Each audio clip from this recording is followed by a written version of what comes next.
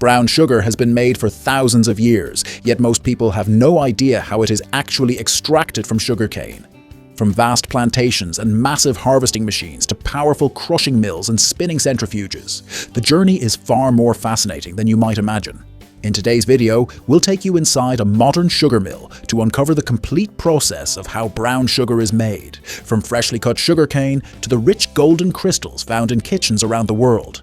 The production of sugar from sugarcane began in India around 300 BC, when the soldiers of Alexander the Great described a reed that produced honey without bees. At that time, sugar was so rare and valuable that only kings and nobles could enjoy it. But everything changed with the arrival of Christopher Columbus in the Caribbean. Sugarcane was planted across the tropical islands, where the warm and humid climate proved perfect for its growth. As a result, the Americas became the world's leading sugar producer, and sugar transformed from a luxury into an everyday household product. Much of the sugarcane grown in the United States comes from vast plantations in Florida, where the warm and humid climate is ideal for cultivating sugarcane. These plantations cover approximately 360,000 hectares, an area nearly 6 times the size of Manhattan. Sugarcane thrives in warm, humid climates and requires fertile soil and abundant sunshine to produce the maximum amount of sweet juice. Inside the sugarcane stalk lies all of its sweetness. This is where most of the sucrose, the plant's natural sugar, is stored. Once the cane reaches full maturity, the fields are burned to make harvesting easier. This controlled burn removes the dry leaves and impurities, leaving behind only the mature stalks filled with sugar. Once the fire has passed, the harvesters move into action. These multifunction harvesting machines, weighing around 18 tons, travel across the fields with remarkable precision. Their rotating blades cut the sugarcane stalks, which can grow up to 3 meters tall, while the leaves and other plant residue are returned to the fields as natural fertilizer, enriching the soil for the next crop. Each harvester is capable of collecting up to 1,000 tons of sugarcane per day, performing work that once required more than 100 laborers. The challenge is that the harvest coincides with hurricane season. Just one day of powerful winds or torrential rain can destroy an entire crop by bending the stalks or flooding the fields. That's why operators work against the clock, making the most of every hour of favorable weather. The freshly cut stalks are loaded into large trailers that move alongside the harvester in perfect synchronization, ensuring the process never stops. Once full, these containers are transferred into transport trucks that carry the sugarcane directly to the sugar mill. Every year, more than 3 million tons of sugarcane are harvested from Florida's fields, enough to produce hundreds of thousands of tons of brown sugar. The logistics behind this operation are extraordinary. An entire fleet of trucks works around the clock to ensure the cane reaches the factory while still fresh, because once harvested, it begins losing sucrose within just a few hours. A convoy of 120 trucks transports approximately 25,000 tons of sugarcane to the mill every single day for processing. The process begins when freshly harvested sugarcane arrives at the mill and is unloaded onto massive conveyor belts that carry it to the cleaning area. There, powerful water jets and rotating rollers thoroughly wash the cane, removing soil, leaves, and any impurities collected during harvesting. The cleaner the sugarcane, the purer the extracted juice, and the higher the quality of the sugar produced. Next, the cleaned sugarcane is placed onto a massive conveyor belt that carries it to the mill's crushing section. This is where the transformation begins. The main challenge is that sucrose, the plant's natural sugar, is stored deep inside the fibrous stalks, protected by tough layers of cellulose. To release it, the sugarcane first passes through sharp rotating knives that chop it into small pieces approximately 15 centimeters long, making it easier to handle and prepare for crushing. These pieces, known as cane chips, are then fed into powerful hammer shredders that reduce them even further, breaking apart the internal fibers and allowing the sweet juice to begin flowing. Each crushing mill contains enormous metal rollers that rotate in opposite directions, applying tremendous pressure to the fiber.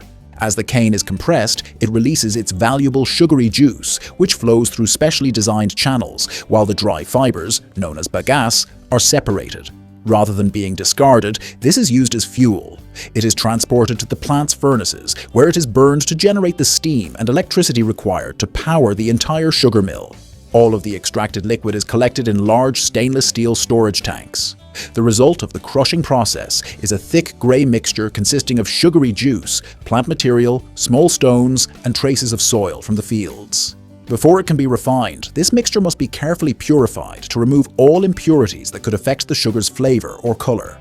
The liquid is then pumped into a purification tank, where it is heated to approximately 110 degrees Celsius and mixed with natural clarifying agents. These compounds cause unwanted particles to clump together and slowly rise to the surface, forming a layer of foam and residue. Once there, they are mechanically removed, leaving behind a much cleaner and clearer juice. Before being transformed into sugar crystals, the sugarcane juice undergoes rigorous laboratory testing. A technician analyzes its purity and sugar concentration. A clarifying agent is added to capture the finest remaining impurities, making them easier to filter out. The purified juice is then sent into enormous stainless steel evaporators, where the most delicate phase of the entire process begins, which is concentration. Inside these vessels, the liquid is heated slowly, allowing the water to evaporate gradually until a thick golden syrup is formed.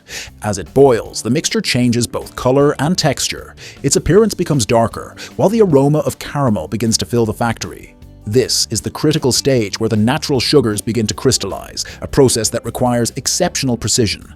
Operators continuously monitor the temperature, pressure, and the syrup's exact saturation point. Its golden color and distinctive caramel flavor come from molasses, a thick, dark byproduct that remains after sugar crystallization. The more molasses it contains, the darker and moister the brown sugar becomes. Once the sugar reaches the ideal concentration, it is transferred to centrifuges, where the crystals are separated from the molasses. The thick syrup is fed into a large industrial centrifuge that spins at extremely high speed, operating much like a washing machine. During this process, the lighter liquid molasses is forced through tiny perforations in the spinning drum, while the denser brown sugar crystals remain inside the cylinder. This efficiently separates the sugar from the molasses without removing all of it, preserving the rich color and flavor that make brown sugar unique. Unlike white sugar, brown sugar retains part of this molasses, giving it its characteristic amber color, moist texture, and unmistakable caramel flavor. Once the sugar crystals have been separated from the molasses, the brown sugar is stored in enormous silos, where it remains moist and fluffy. From there, the sugar is transported by conveyor belts and hoppers to the drying section. Inside industrial dryers, it is exposed to streams of hot air that reduce its moisture content to approximately 2%. The brown sugar is then transferred to the packaging line. There, automated systems fill it into packages of various sizes. During packaging, continuous quality inspections ensure that every package preserves the caramel flavor and distinctive texture that define brown sugar. Once sealed and labeled, each package is ready for distribution to supermarkets, ensuring that the authentic sweetness of sugarcane reaches homes all around the world. If you want to know how Doritos are made, watch the video on your screen, and please like the video if you enjoyed it and share it with someone who might be interested. Also, subscribe to this channel by activating the notifications to continue learning. Thanks for watching.